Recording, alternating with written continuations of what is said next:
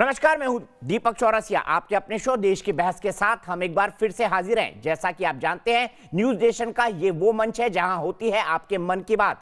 आप जिस मुद्दे को चुनते हैं, हम ना सिर्फ उस मुद्दे को पूरे देश के सामने उठाते हैं, बल्कि इस शो में लोग सीधे देश के सामने अपनी बात भी रख सकते हैं। आज आपने देश की बहस का जो मुद्दा तय किया है वो है अयोध्या में भूमि पूजन के टीवी प्रसारण पर वामपंथियों की रार। इसे 53% लोगों ने वोट देकर देश की बहस का मुद्दा बनाना चाहा है। आज इसी पर होगी देश की बहस। इस चर्चा में मेरे साथ एक बड़ा पैनल शामिल होगा, साथ ही दर्शक भी जुड़ेंगे।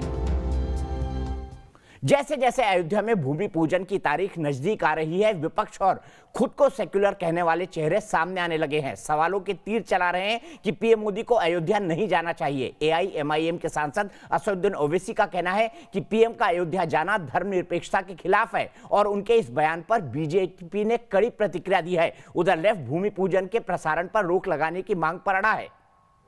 ये देखिए असदुद्दीन ओवैसी का ट्वीट। प्रधानमंत्री का आधिकारिक रूप में भूमि पूजन कार्यक्रम में शामिल होना उनके संवैधानिक शपथ का उल्लंघन होगा। धर्मनिरपेक्षता संविधान के मूल ढांचे का हिस्सा है, ये कह रहे हैं असदुद्दीन ओवैसी। लेकिन आज देश की बहस में इस तथाकथित सेक्युलरिज्म की और इसके नाम पर कैसे बदनाम किया जाता है धर्म को, इसकी पोल खेलने जा रहा है न्यूज नेशन। ऐसे में सवाल यही है कि क्या वाकई भूमि पूजन का अड़ंगा लगाने की कोशिश की जा रही है? सेक्युलरिज्म क्या है, इस पर भी बहस होगी। संविधान क्या कहता है, इस पर भी बहस होगी। लेकिन उससे पहले हम देखते हैं असदुद्दीन ओवैसी ने क्या कहा है और उनका सेक्युलरिज्म जब उनके भाई तक जाता है तो वो क्या कहते हैं, वो भी हम आपको बताएंगे। पहले सुनिए ओवैसी ने क्या कहा। अयोध्या में 3 मनाजिर है जहां के लोग बोलते हैं राम यहां पैदा हुए, राम यहां पैदा हुए, राम यहां पैदा हुए। और फिर हरियाणा में कौशल्यापुरम है। कौशल्यापुरम सुनो जरा बच्चों, हरियाणा में कौशल्यापुरम है।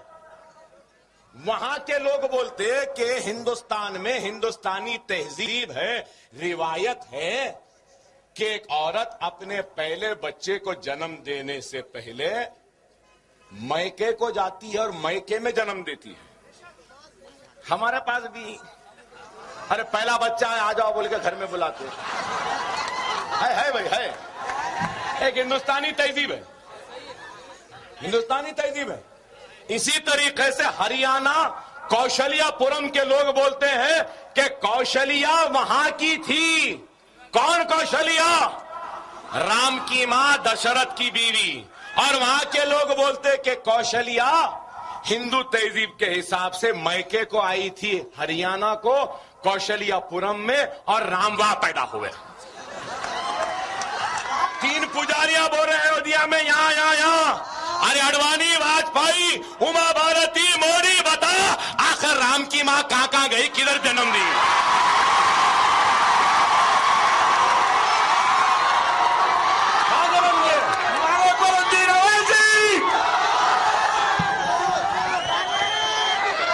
अरे 1 लाख 2 लाख नहीं, लाखों साल पहले।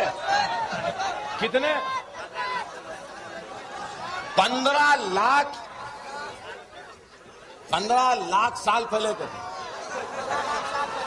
यहां 200-400 साल की तारीख नहीं मालूम करते हैं, इनको 18 लाख साल पुरानी तारीख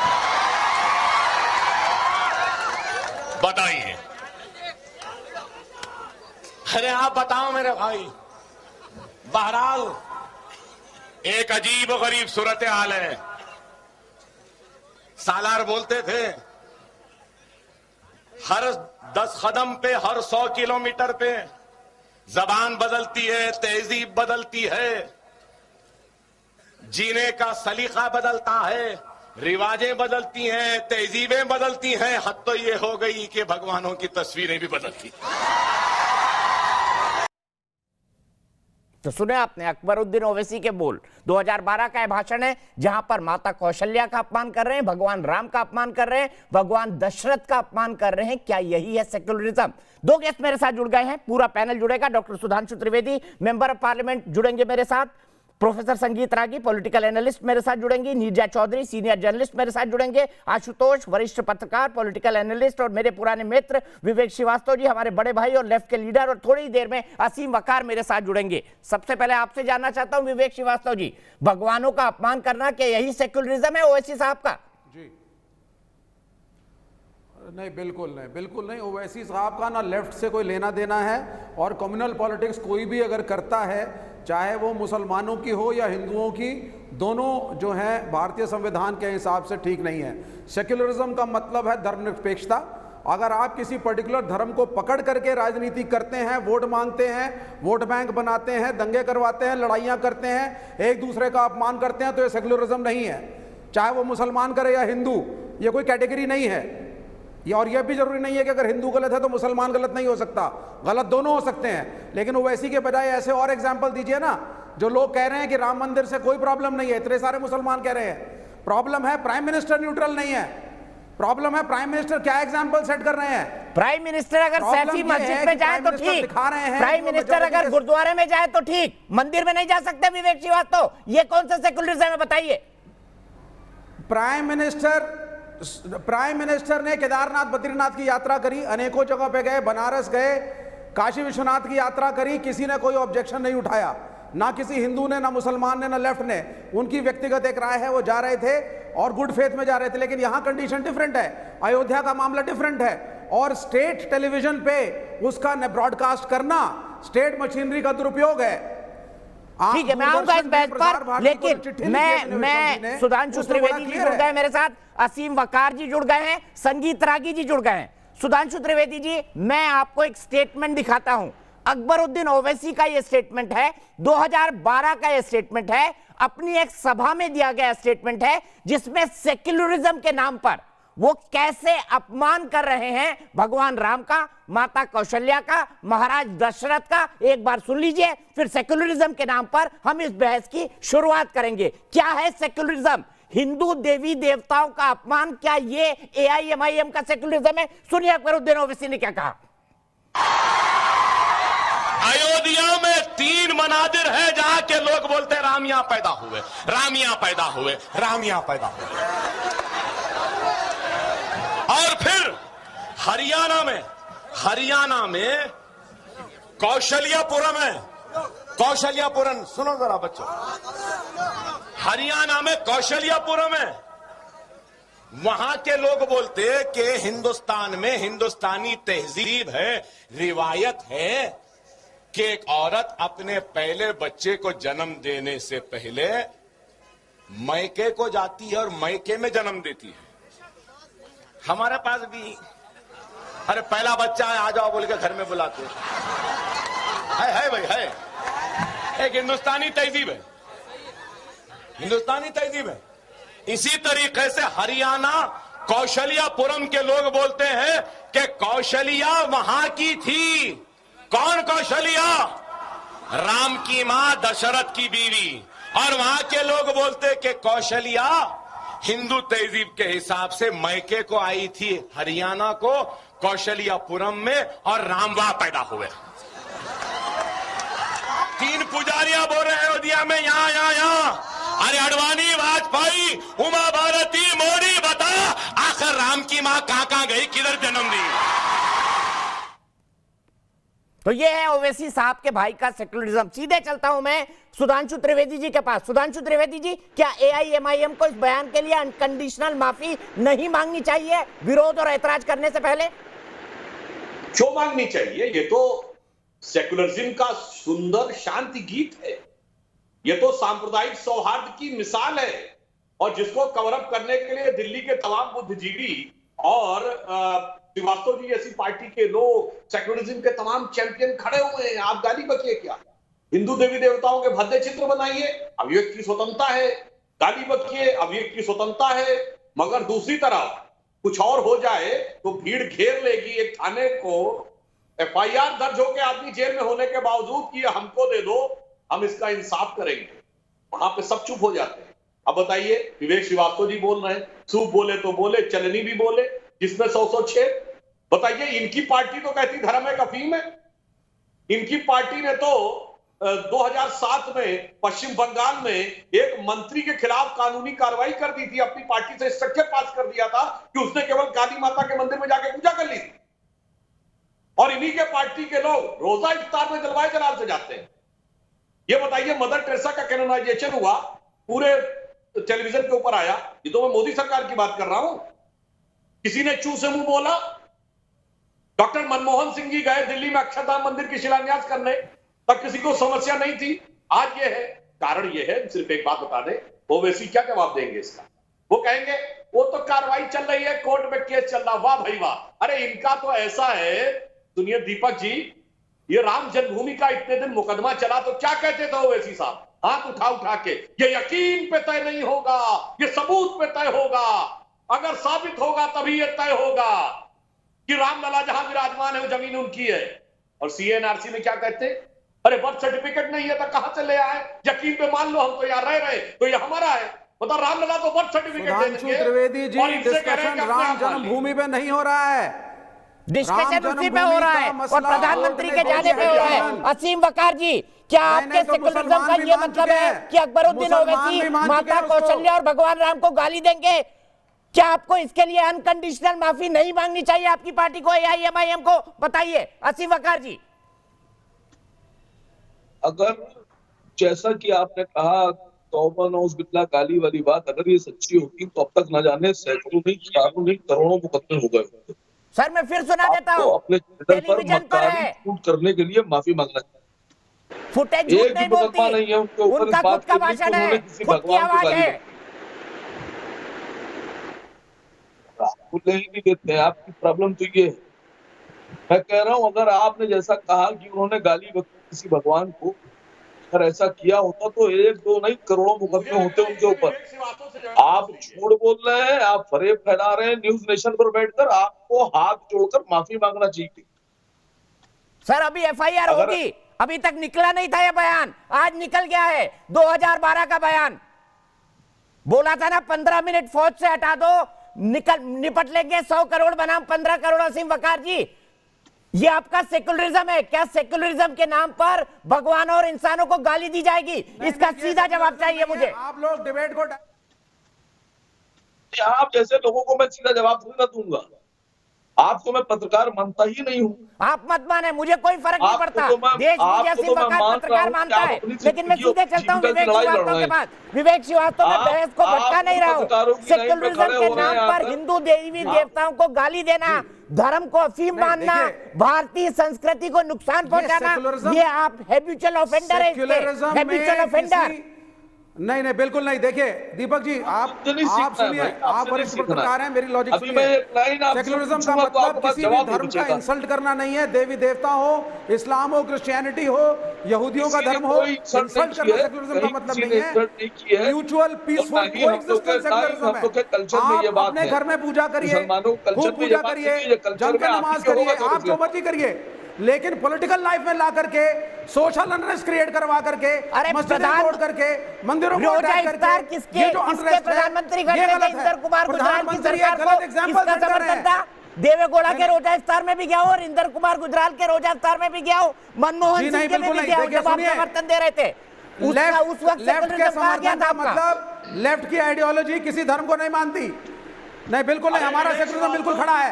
मुस्लिम तुष्टीकरण या हिंदू तुष्टीकरण या तुष्टीकरण किसी भी धर्म का हो, गलत है। न्यूट्रल राजनीति होनी चाहिए। सिटीजन एक है, एक आदमी एक वोट। सुधांशु त्रिवेदी और विवेक श्रीवास्तव फ्रेम में प्लीज। सुधांशु जी, मेजोरिटी वोटों को मोबिलाइज करके गलत ट्रेंड सेट कर रहे हैं। अगर आप The Prime माइनॉरिटी Minister को is wrong. मोबिलाइज करें तो ठीक, एआईएमआईएम पार्टी का नाम हो तो ठीक, बिल्कुल नहीं। मुसलमानों के नाम पे पार्टी है वहां ठीक। जाकर के मुस्लिम लोग भारत का एक ऐसा विभाजन करा दे, ढांचा मुस्लिम जो लीग वोट लंबे ठीक। अरसे तक डिस्प्यूट सुधांशु में रहा, त्रिवेदी जी, सुधांशु जिसके त्रिवेदी जी, रिजल्ट के आने के बाद क्या भी ये कुछ सेकुलरिज्म लोग है? भी हो सकते क्या ये हैं। सेकुलरिज्म है? वहां प्रधानमंत्री का जाना गलत है। देखिए, ये विवेक श्रीवास्तव जी इतना उत्तेजित होकर बोल रहे हैं, पर ये अपनी पार्टी के एक नेता का नाम नहीं बता सकते जिसको रोजा इफ्तार में जाने पे कार्रवाई हुई। मंदिर पे जाने पे कार्रवाई वाले का मैंने नाम बता दिया। अब दूसरा, एमआईएम के अपने हमारे मित्र असीम वकार साहब, अब इनको चलता वीडियो नजर नहीं आ रहा है। चलो वो नजर नहीं आ रहा, संविधान की बात कर रहे हैं। संविधान की मूल प्रति देखे हैं आप, उसमें फंडामेंटल राइट्स का चैप्टर देखे हैं। उस ये लाया fundamental हूं right के सुधांशु चक्कर जी, में मूल किसकी प्रति लेकर फोटो है? आया हूं और ये हैंड रिटन प्रति का मेन्यूस्क्रिप्ट है और मैं आपको दिखा रहा हूं। जो बात आप कह रहे हो वो सबूत के साथ क्यों ना दिखाई जाए। ये कॉन्स्टिट्यूशन ऑफ इंडिया है और ये फंडामेंटल राइट का पेज है, मैं उसी पर आ रहा हूं। ये देखिए, मैं सबूत के साथ दिखा रहा हूं। ये कॉन्स्टिट्यूशन ऑफ इंडिया विवेक श्रीवास्तव जी, और ये भगवान श्री राम जी। सुधांशु जी अपनी बात Fundamental right कहिए। के चैप्टर पे।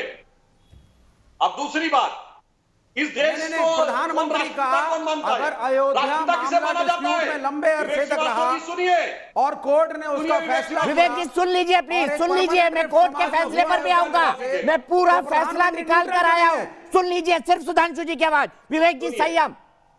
देखिए, सुन लीजिए ये विवेक जी, चित्र फिर आप दिखाने से जवाब कुछ नहीं दीजिएगा। होगा। इस चित्र को दिखाने से कुछ साबित नहीं होता। संविधान दिखाने सेक्युलर से कुछ संविधान नहीं है होगा। वाह भाई और वाह। ये देखिए, इस सेक्युलर संविधान में ही भगवान श्री राम, भगवान लक्ष्मण और माता सीता की फोटो है। ये देखिए, ये मूल प्रति का मेन्यूस्क्रिप्ट का नहीं, लेकिन इसका ये नहीं देखिए, होता कि हिंदू राष्ट्र है।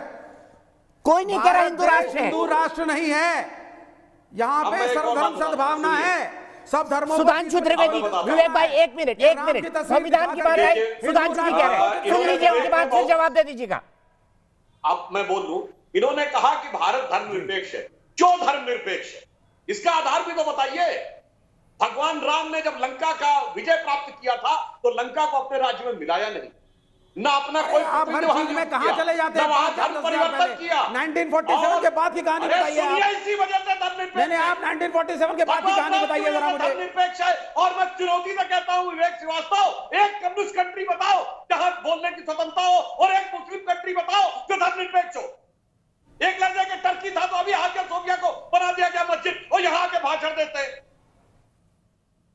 एक कम्युनिस्ट कंट्री में डेमोक्रेसी नहीं, एक मुस्लिम कंट्री धर्मनिरपेक्ष नहीं, और दोनों यहां बैठ के धर्मनिरपेक्षता और डेमोक्रेसी का राग अलाप रहे। जबकि संविधान में मैं बताता हूं, जब संविधान सभा की बहस हो रही थी, सेक्युलर वर्ड की बात आई, एच.एन. मुखर्जी, लोकनाथ मिश्रा, पंडित जवाहरलाल नेहरू, बहस में क्या बात आई कि अगर अल्पसंख्यक रहेगा तो सेक्युलर वर्ल्ड कैसे रहेगा?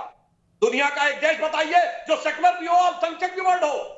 उन्होंने कहा अल्पसंख्यक तब होगा जब मजहबी राष्ट्र होगा, वरना सेक्युलर वर्ल्ड नहीं होगा। इसलिए सेक्युलर वर्ल्ड बाबा साहब अंबेडकर के संविधान में रिजेक्ट हुआ, और आपने 76 में डेमोक्रेसी का गला घोट के बिल्कुल रिजेक्ट नहीं हुआ है। ये कहानी आप बंद करिए आप। वो सेक्युलर वर्ल्ड ये देश सेक्युलर है क्योंकि महात्मा गांधी ने, पंडित जवाहरलाल नेहरू ने, कांग्रेस पार्टी ने, और उस वक्त ये निर्णय लिया गया कि भारत देश के अंदर हिंदू, मुसलमान, सिख, ईसाई सब रह सकते हैं। ठीक है, मैं और ये आशुतोष के भारत पास देश का जाऊंगा देश इसी नहीं है। मुद्दे को लेकर, इसी मुद्दे को यहाँ लेकर के मैं आशुतोष के पास जाऊंगा। उनकी हिंदुस्तान मुस्कुराहट में रहने का बहुत निर्णय ही कह रही है, किया। लेकिन उससे पहले मेरे एक दर्शक बोला, जुड़ गए हैं, हिंदुस्तान हमारा देश आकाश है। शर्मा, एडवोकेट है इंदौर से। सीधे चलता हूं आकाश जी के पास। आकाश जी बताइए, क्या असदुद्दीन ओवैसी की आपत्ति ठीक है?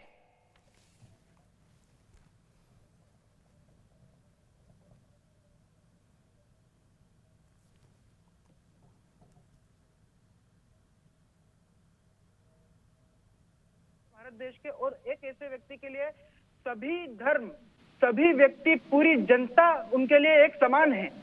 इस आधार पे वो राम जन्मभूमि एक ऐसा मुद्दा है जो कई वर्षों से, सदियों से चला आ रहा है, जिसको आज माननीय सर्वोच्च न्यायालय ने पूर्ण रूप से सारी चीजों को मद्देनजर रखते हुए आज उस पर निर्णय दिया है। और जहां तक ये धर्मनिरपेक्षता की बात कर रहे हैं कि उससे धर्मनिरपेक्षता होती है, तो अगर हमारे सर्वोच्च न्यायालय के जजमेंट को देखते हैं तो राम जन्मभूमि के पक्ष में 2.77 एकड़ की जमीन दी गई, जबकि मस्जिद के लिए 5 एकड़ की जमीन दी गई है। उस आधार पे ये फिर धर्मनिरपेक्षता वहां क्यों नहीं आ रही? ठीक है, मैं सीधे चलता हूं आशुतोष के पास। आशुतोष, मुझे ये बताइए, सेक्युलरिज्म के नाम पर कब तक ओवैसी बंधु मुसलमानों की राजनीति करके अपनी पार्टी का नाम मुसलमानों वाली पार्टी रखेंगे, AIMIM? इसमें आपको कोई कॉन्ट्रडिक्शन नजर नहीं आता? नहीं, बिल्कुल बिल्कुल इसमें कॉन्ट्रडिक्शन है, और जो कुछ भी अकबरुद्दीन ओवैसी कह रहे हैं गलत कह रहे हैं, और उनकी भर्त्सना होनी चाहिए। लेकिन ये अधिकार सुधांशु त्रिवेदी को नहीं है कि दुनिया को वो भाषण दें और दुनिया के बारे में बताएं कि बाकी लोग बहुत कम्युनल हैं और वो सेकुलर है। भारतीय जनता पार्टी के बारे में जो जितना कम कहा जाए उतना बेहतर है। मैं अभी वो बाबा साहब अम्बेडकर का जिक्र कर रहे थे, मैं खाली बाबा साहब अम्बेडकर और पटेल, सरदार पटेल, इन दो का जिक्र करूंगा। इसको ऑन करो, बाबा थोड़ी साहब देर के लिए ऑन अंबेडकर ने हिंदुत्व के बारे में क्या कहा था, बिल्कुल स्पष्ट है। उन्होंने कहा था कि ये लोकतंत्र विरोधी है और ये इसको भारत में आने से हर हालत में रोकना चाहिए। आशुतोष, उन्होंने इस्लाम के बारे में क्या कहा था? इस्लाम ब्रदरहुड के बारे में क्या कहा था? बाबा साहब अंबेडकर ने इस्लाम ब्रदरहुड के बारे में क्या कहा था, ये भी बता दीजिए। इस्लाम के बारे में उनकी सोच क्या थी, ये भी बता दीजिए। दीपक, इतना उत्तेजित होने की जरूरत नहीं। मैं तो नहीं तो उससे फर्क क्या पड़ जाता है? उससे फर्क क्या पड़ जाता है? हिंदू फैनेटिक हो या मुस्लिम फैनेटिक हो, अ फैनेटिक इज अ फैनेटिक। भाषण करते हैं तो मैं उनको बता रहा था कि बाबा साहब किस वर्ष में बोला? आशुतोष जी बताइए, किस ईयर की किताब ने कहा है? ईयर भी बोलिए, किताब भी बोलिए, फिर अभी दूध का दूध पानी का पानी होगा। सरदार पटेल ने गांधी की हत्या के बाद आरएसएस के बारे में कहा था, बोला कि जो नफरत का माहौल आप लोग पैदा करते हैं, उस नफरत के माहौल से गांधी जी की हत्या हुई है।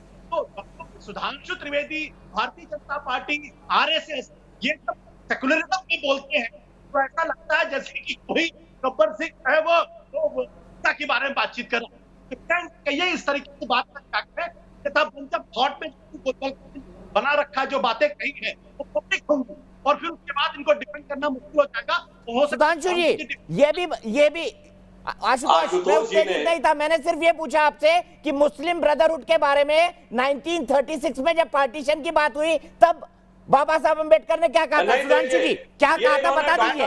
उनकी जो पुस्तक अब मिलती नहीं है।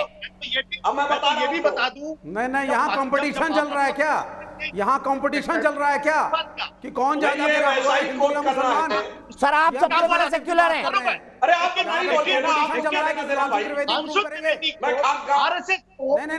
यहाँ क्या कंपटीशन चल रहा है? अच्छा, एक एक करके सुधांशु त्रिवेदी जी, उसके बाद आशुतोष। सुधांशु जी, स्वभाव में सेक्टर नहीं है, अपने स्वभाव में सेक्टर नहीं है। और नहीं तो गुरु गोलवलकर की किताब उठा के देख ले, जिसमें लिखा हुआ है कि हिंदुस्तान कौन है और मुसलमानों के बारे में क्या राय रखते हैं, क्रिश्चियन के बारे में क्या राय रखते हैं और वामपंथ के बारे में क्या राय रखते हैं।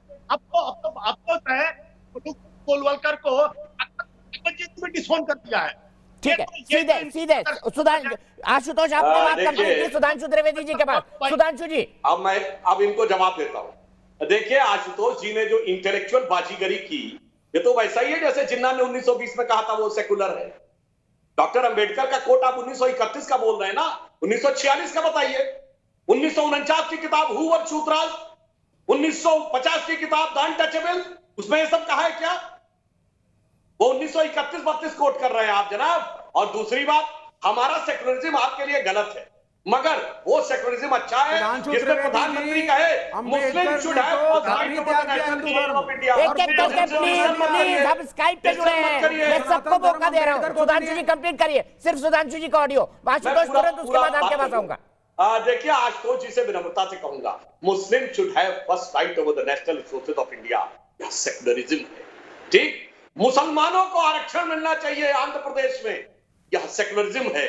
कोर्ट उसको गलत सिद्ध कर दे तो फिर कर्नाटक में मिलना चाहिए, यह सेकुलरिज्म है। सुरक्षा बलों में मुस्लिमों को, अल्पसंख्यकों को नहीं, मुस्लिमों को आरक्षण देंगे। उत्तर प्रदेश विधानसभा 2012 कांग्रेस का मैनिफेस्टो, यह सेकुलरिज्म है। और मिजोरम विधानसभा कांग्रेस का घोषणा पत्र 1988, यदि हमारी सत्ता आई तो हम रोमन कैथोलिक मान्यताओं के अनुसार शासन करेंगे, यह सेकुलरिज्म है। और ये बताइए, बराबरी की बात इस देश में मुस्लिम पर्सनल लॉ, यह सेकुलरिज्म है। शरीयत को लागू करने के लिए शाहबानो केस में संसद में सर्वोच्च न्यायालय का निर्णय बदला जाए, यह सेकुलरिज्म है। और ट्रिपल तलाक और हवाला हो, सिविल कोड में 32 पॉइंटों में हिंदू एक साथ नहीं है। यह सेकुलरिज्म है। जी, आपकी नॉलेज के लिए बता दूं, कर सके या यूनिफाइड सिविल कोड में 32 ऐसे मसले हैं जिसपे हिंदू एक साथ नहीं है। अरे सुनिए भाई, अरे भाई अपने टर्न पे बोलिए। और मदर टेरेसा के प्रति पूर्ण विनम्रता से और पूरी ईमानदारी से कहना चाहता हूं कि जब उनका अरे बीच में आप लगातार डिस्टर्ब कर रहे हैं। विवेक जी प्लीज, मैं आपके पास आ रहा हूं, पूरा मौका मिलेगा। आशुतोष ने हाथ उठाए हुए हैं, सुधांशु जी कंप्लीट करिए। मैं एक और बात बताता हूं, मदर टेरेसा का कैनोनाइजेशन हुआ, जिसका पूरे भारत में प्रसारण हुआ, पूरी दुनिया में। उनके प्रति कोई असम्मान न व्यक्त करते हुए कहना चाहूंगा, कैनोनाइजेशन का मतलब क्या कि मरने के बाद या शरीर छोड़ने के बाद उनकी आत्मा ने 2 चमत्कार दिखाए। और पेपर डिक्री में वेटिकन में लिखा है चमत्कार मिरेकल वो जिसका कोई साइंटिफिक एक्सप्लेनेशन ना हो। ऐसी घोर साइंटिफिक चीज, मगर वो चूंकि धार्मिक मान्यता थी उसको पूरे प्रसारण में दिखाया जाए, परंतु उस पर आपत्ति नहीं है, वह सेकुलरिज्म है। और महात्मा गांधी का राजनीतिक दर्शन वह राम राज्य, जैसे कि वो नरेंद्र मोदी भगवान जी राम ने को झूठा कहना टेरेसा वो गुजरात के सेकुलरिज्म लोगों के लिए है। और भगवान सम्मिलित राम नहीं हुई के थी। शिलान्यास पे जाना मदर टेरेसा ने सेकुलरिज्म सोशल पे वर्क चोट किया है। है। और एक बात और कह दूं विवेक श्रीवास्तव, सुनिए, तो मदर टेरेसा को ये कहां बताइए कंपेयर कर रहे हैं आप? साउथ कोरिया कहां की राजा फर्स्ट भोज, लेडी कहां गंगू अपने को तेली? भगवान राम का वंशज मानती है, वो हिंदू है क्या? अरे साउथ थाईलैंड कोरिया का को छोड़िए, किंग अब रामा अम्बेडकर का टाइटल ही होल्ड है। करता है, वो हिंदू है अम्बेडकर जी ने क्या? हिंदू धर्म को त्याग अरे दिया, सुनिए भाई, क्योंकि आप सनातन लगातार धर्म डिस्टर्ब को कर रहे जस्टिस हैं, नहीं क्योंकि मिला। सत्य का आप सामना नहीं बौद्ध करना धर्म चाहते। अपनाना पड़ा। विवेक अरे साहब तो भाई, प्लीज बहुत सुधांशु जी है। कंप्लीट करिए, मैं क्योंकि आशुतोष के पास हिंदू धर्म में जाऊंगा। दलितों का स्थान विवेक नहीं जी है। आ जाऊंगा मैं आपके पास। मैं थोड़ा अरे चलिए, जिस दिन बहुत मदर सारा टेरेसा तो का मैं वो पूछना चाहता हूं। प्रसारण हुआ था, मैं क्या मौजूद था तालिबान ने कोलकाता भगवान में। बुद्ध की सबसे बड़ी मूर्ति 2001 में तोड़ी? मदर टेरेसा कंट्रोवर्शियल आपकी फिगर नहीं क्यों बोला? थी। मदर टेरेसा बोलिए। शांति का प्रतीक थी। तो आप क्या कह रहे हैं? भगवान राम कंट्रोवर्शियल फिगर है? आप कह रहे हैं भगवान राम कंट्रोवर्शियल फिगर है? आप कह रहे हैं भगवान राम कंट्रोवर्शियल फिगर है? और आज बाबा अम्बेडकर मस्जिद की को बात कर तोड़ा रहे हैं। आपने, कोर्ट के थ्रू नहीं अरे तोड़ा, मैं तो मस्जिद कह रहा हूं, जबरदस्ती भारतीय तोड़ा। भगवान उसका को केस विवेक चल रहा है। श्रीवास्तव जी, मैं पूरे डिसीजन की कॉपी लेकर आया हूँ। 9 बजे उस पर ही बात होगी। क्यों नहीं शब्द निकला? बाबा साहब ने उन्हें भगवान माना था। बोलो, बाबरी विवेक मस्जिद श्रीवास्तव का जी, विध्वंस बोलिए। गैर कानूनी था। ओहो, आपने तो मस्जिद यहाँ तोड़ी। गैर कानूनी आप कहाँ था। मदर टेरेसा को ले अरे आए? ये बोलिए ना, मदर टेरेसा तो भगवान शांति दूत थी। चुप। और मैं ये पूछ हमारे रहा हूं, देश में आप विदेशी विश्वास होने के करते हैं? बाद भी आके अरे सुनिए, सोशल सर्विस आप करती विश्वास थी। करते हैं कि तो मदर किसी टेरेसा और व्यक्ति नरेंद्र मोदी शरीर में क्या छोड़ने के बाद कंपैरिजन है? उसकी आप नरेंद्र मोदी तो गुजरात के प्रतीक है, पूरे विश्व ने देखा।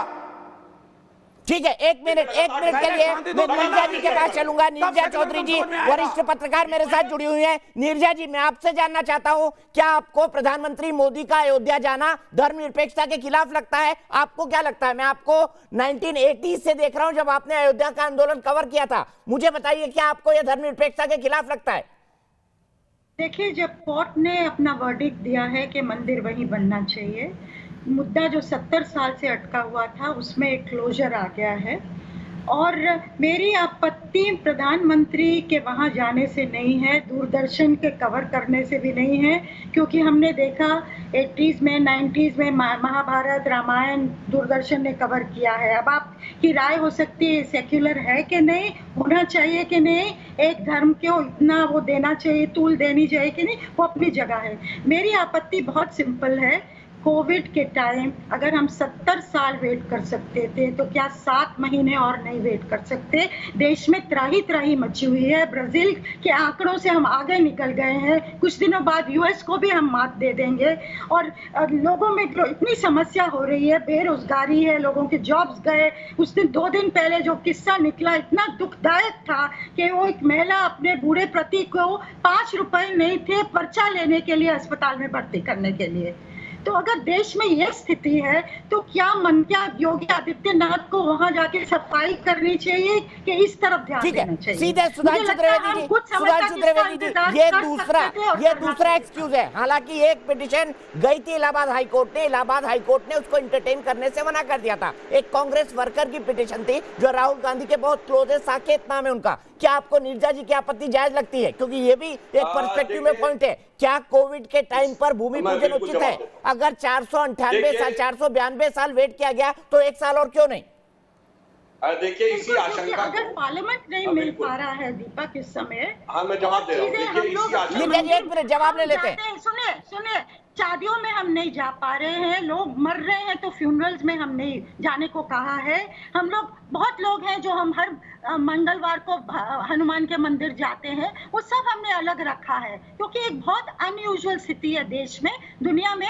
तो क्या इसकी भूमि पूजन की हम इंतजार नहीं कर सकते थे? मंदिर बनने वाला है, कोर्ट ने कह दिया है, मुसलमान कम्युनिटी ने मान लिया इसको, इस पे कोई विवाद नहीं हो रहा है इस समय। ठीक है सुधांशु जी, तो हम कर सकते हैं। नीरजा जी, इतनी सुधांशु जी, प्रॉब्लम है देश में इस समय। नीरजा जी आपने बोल लिया, मैं जवाब देता हूं। आपने जो बात कही, इसी आशंका को राम को काल्पनिक बनाने वालों के नजदीकियों ने जाकर जब कोर्ट में कहा तो कोर्ट ने इसको काल्पनिक मानकर खारिज कर दिया। परंतु आपने बड़ी सही बात कही है कोविड पे। पर आपको पता है कि कोविड में डेड सरफेस पे कोविड का वायरस 8 से 9 घंटे जीवित रहता है। इसलिए कहा जाता है कोई सामान लाओ तो पहले उसको 1 दिन दूसरे कमरे में रखो और उसके बाद आप वापस लेके आइए। मगर आपको पता लिविंग सरफेस पे कितने दिन जीवित रहता है? परमानेंट। तो अब आप बताइए, ये तो 492 साल बाद आया, आप कह रहे हैं चेंज कर देना चाहिए।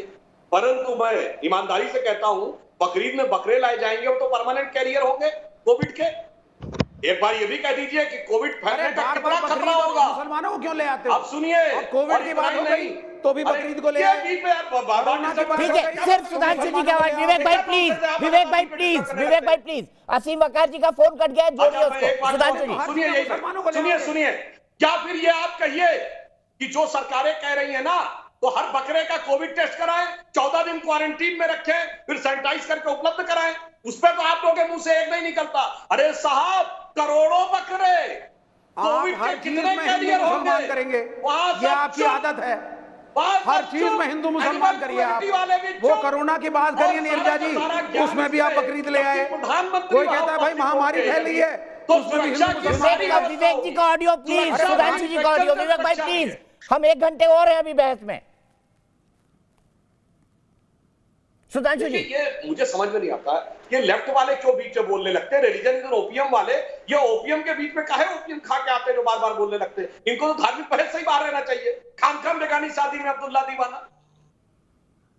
तो मैंने सिर्फ एक बात कही नीरजा जी से, आप बता दीजिए कि जिंदा बकरे बड़े भयानक कैरियर होंगे कोविड के। एक बार इंटेलेक्चुअल की तरफ से आ जाए कि बकरीद नहीं होनी चाहिए, तो हर साल होती है, हर साल में 2 बार होती है, ये 492 साल में 1 बार नहीं होती। जवाब की उम्मीद करता हूं। सुधांशु जी का सीधा सवाल आपसे।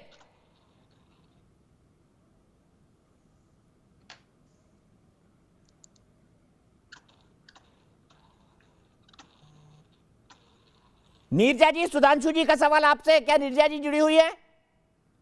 हाँ, मैं जुड़ी हुई, पर आया नहीं मुझे सवाल वो उस समय। सुधांशु जी ने साफ साफ कहा कि भाई यही आपत्ति बकरीद पर हो जाए, क्योंकि बकरे भी कोविड के लाइव कैरियर हैं। देखिए, मुझे लगता है सुधांशु जी, इस समय इतनी बड़ी आपदा है कि इसको हिंदू मुस्लिम विवाद मत करिए देश में। इस समय ये चीजें रुक सकती है, पॉलिटिक्स रुक सकता है। इस समय लोगों की जान का मामला है और हेल्थ का मामला है, उनकी वेलबींग का मामला है, हमारी इकोनॉमी में प्रॉब्लम है उसका मामला है।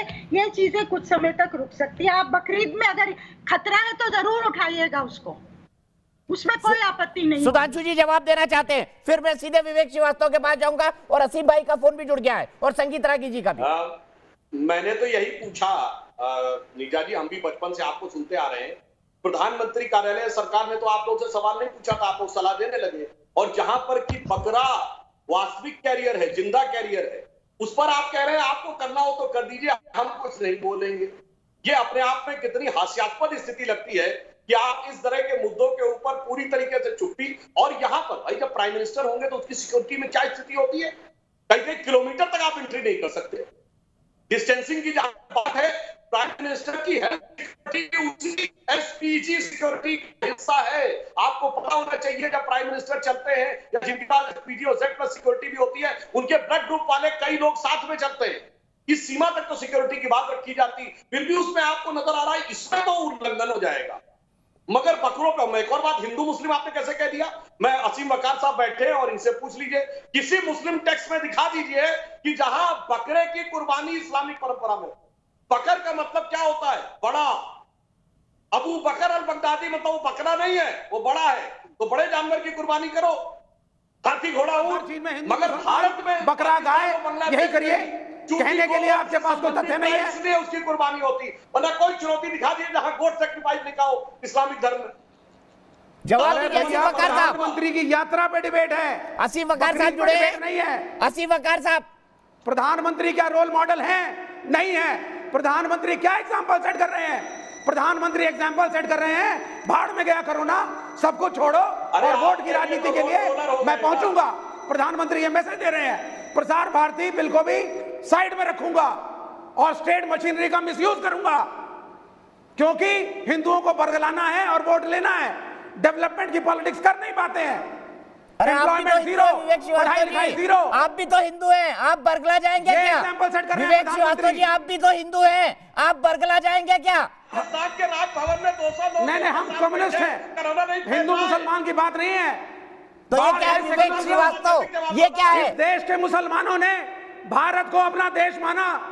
दीपक भाई सुनिए, इस देश के मुसलमानों ने भारत को अपना देश माना। और उसमें भी एक जिन्ना था जिसने भारत और पाकिस्तान बनवाया। विवेक श्रीवास्तव जी, इस हकीकत को भी दोहरा दीजिए। टू नेशन थ्योरी दी गई, क्योंकि तब आप क्यों चुप थे?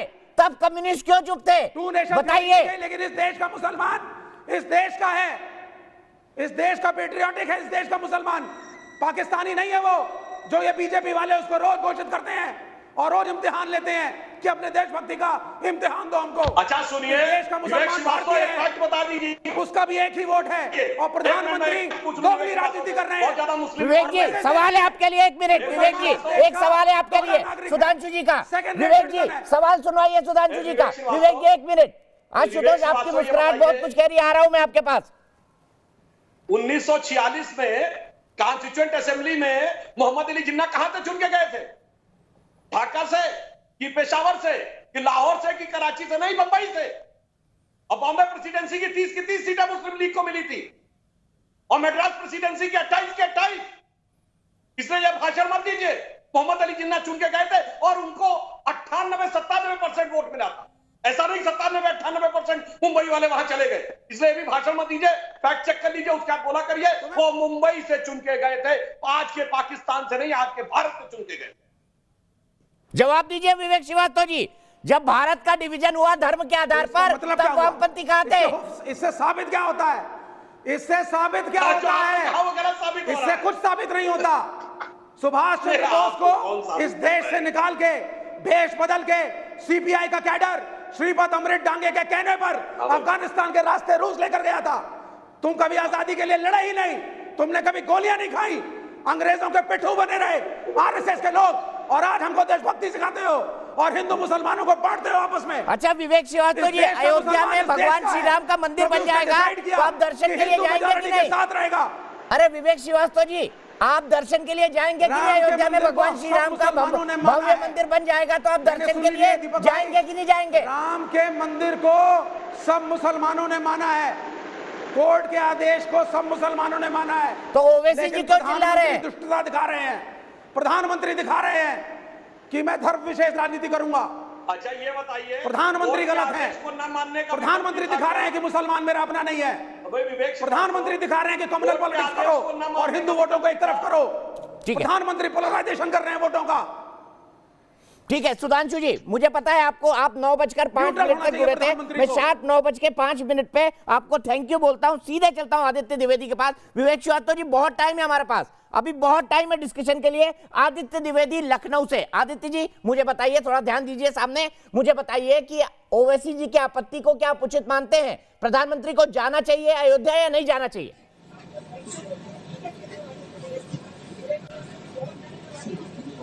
बिल्कुल जाना चाहिए। माननीय प्रधानमंत्री जी को जन भावनाओं के आधार पर काम करना चाहिए।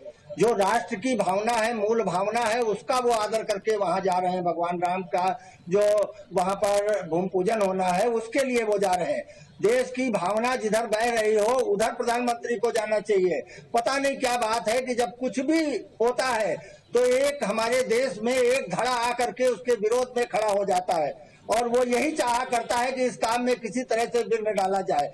अभी तक 70 सालों से हम लोग भी जनता है, हम लोग यहाँ की, हम लोग का कोई और मतलब नहीं होता। हम लोग देखा करते हैं कि हमारा कोई भी काम अगर हो रहा हो, सुप्रीम कोर्ट के निर्णय के साथ हो रहा है, कोरोना चल रहा है तो सारे काम, सारे त्योहार घर में मनाए जा रहे हैं, नियम का पालन किया जा रहा है। तो नियम का पालन करके ही भगवान के उस कार्यक्रम में माननीय प्रधानमंत्री जा रहे हैं। 200 लोग होते, 2 करोड़ लोग अयोध्या में खड़े मिलते, 200 लोगों पर ये हो रहा, वो भी पूरे नियम कायदे के साथ। उस पर तो इस तरह की आपत्ति होनी ही नहीं चाहिए। ठीक है, सीधे मैं आशुतोष के पास चलता हूं।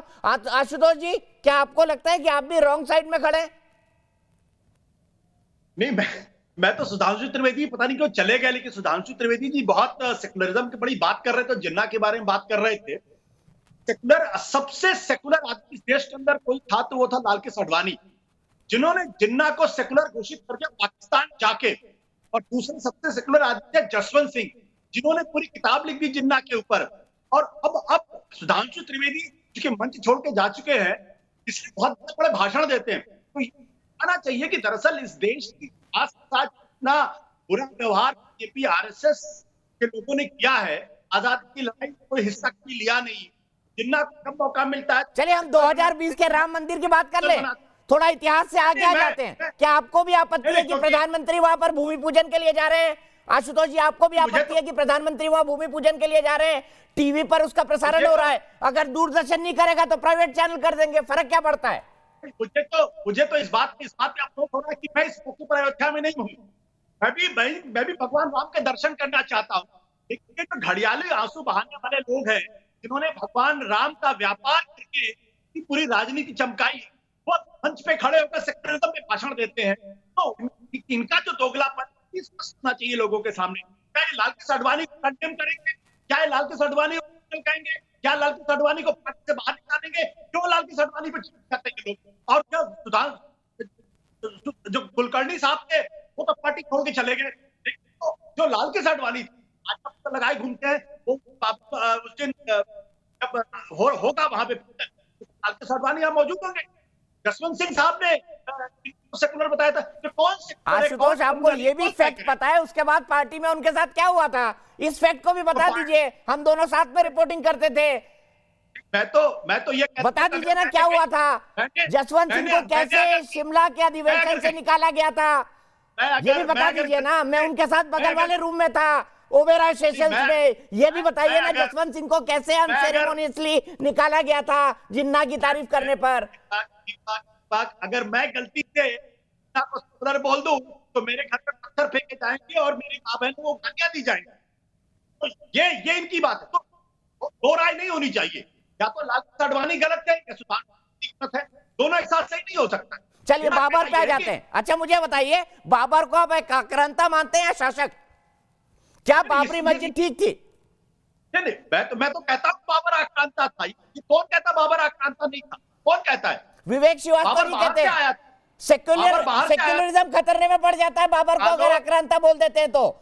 देखिए विवेक श्रीवास्तव जी नाराज हो गए, बाबर को आपने आक्रांता बोल दिया। आशुतोष, आप भी सेक्युलर नहीं है। राजा का धर्म नहीं होता, नहीं राजा का धर्म नहीं होता। हर राजा आक्रांता है, चाहे हिंदू या मुसलमान। हर राजा लड़ता है सीमाएं बढ़ाने के लिए। इस देश में अकबर को पढ़ना शुरू कर दें, अगर अकबर जिस सारे धर्मों को लेकर दूसरे राजा करता था, नहीं चल पाया उसका दीन इलाही। आशुतोष जी आप भी जानते हैं उसके दीन इलाही को मुसलमानों ने ही बर्बाद कर दिया। अकबर के बाद आ जाइए ना, क्या हुआ? अकबर के बाद आ जाइए, बाबर की बात करिए। मीर बाकी ने क्यों तोड़ी बाबरी मस्जिद, ये भी बता दीजिए।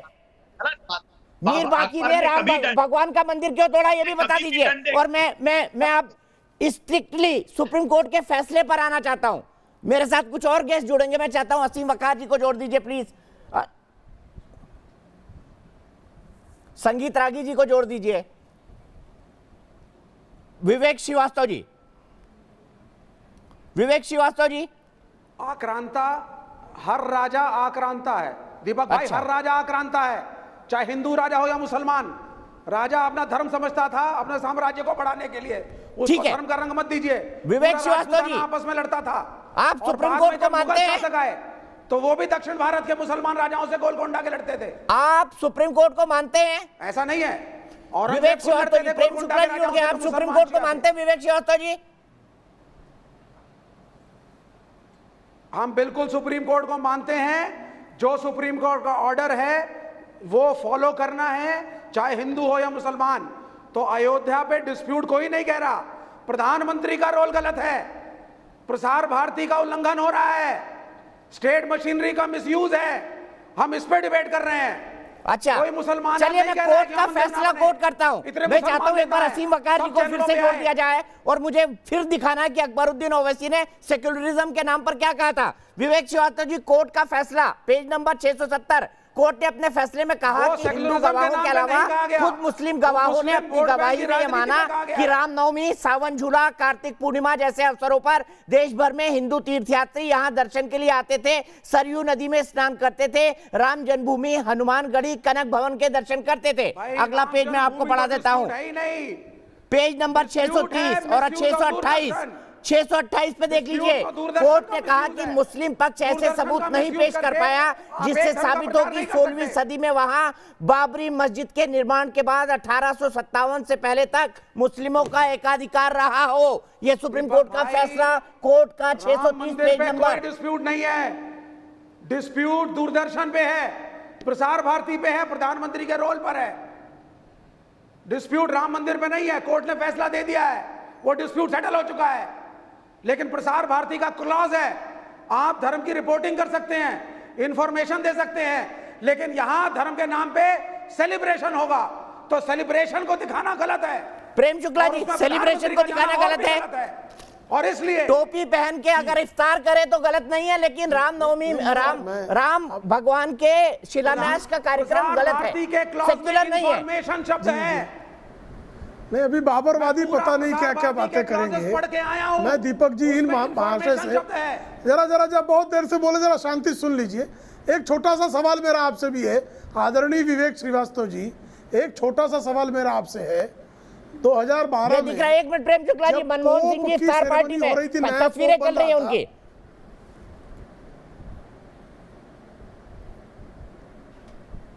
सोनिया जी भी बैठी हुई है। प्रेम शुक्ला जी बोलिए। इन तस्वीरों पर ये कुछ नहीं बोलेंगे ना।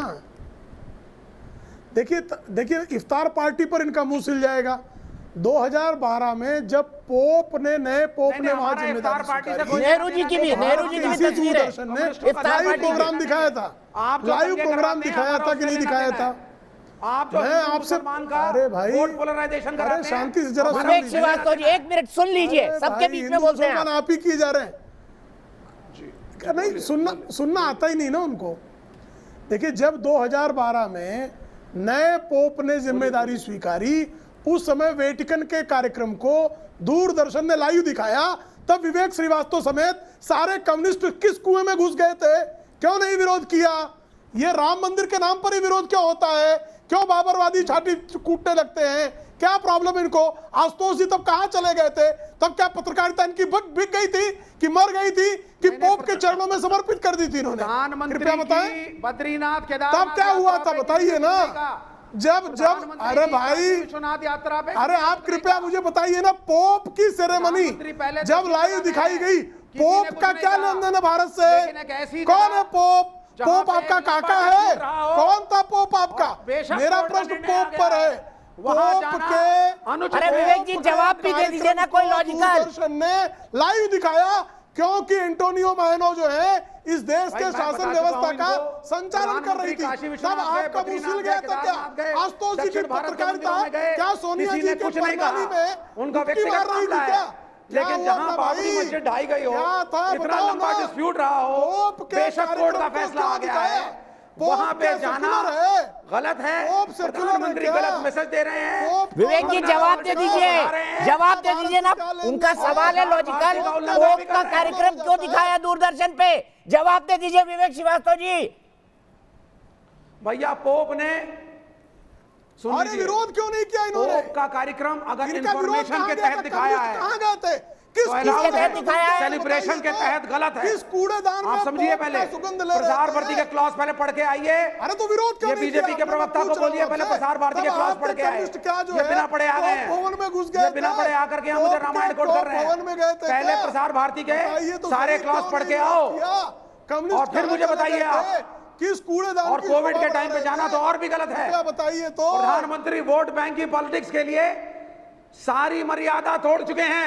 अरे प्रधानमंत्री, दूरदर्शन को जबरदस्त तरीके से मिसयूज आप कर रहे हैं। गांव से कुछ भी प्रभाव पड़ने वाला और बेशक कोर्ट का फैसला आ गया हो, श्रीराम कहेंगे, वो ढांचा विवादित था, लंबा एक कोर्ट केस चला है, बहुत से लोग उस फैसले से दुखी भी होंगे। प्रधानमंत्री का दिल सबके साथ होना चाहिए। आप खूब प्रधानमंत्री का दिल सबके लिए होना चाहिए। राजा के लिए प्रजा एक समान होनी चाहिए। ठीक है, मैं यहाँ पर मुझे एक ब्रेक के लिए रुकना है। इलियास शराफुद्दीन भी मेरे साथ जुड़ गए हैं, उनका मैं आपको एक बाइट भी दिखाऊंगा। अकबरुद्दीन ओवैसी की भी बात सुनाऊंगा, क्या वो सेक्युलरिज्म है? मैं एक बार फिर वो सवाल उठाऊंगा, लेकिन उससे पहले कानपुर से मेरे एक दोस्त बिजनेसमैन विनीत पांडे जी जुड़ चुके हैं। विनीत पांडे जी, क्या आपको असदुद्दीन ओवैसी की आपत्ति ठीक लगती है?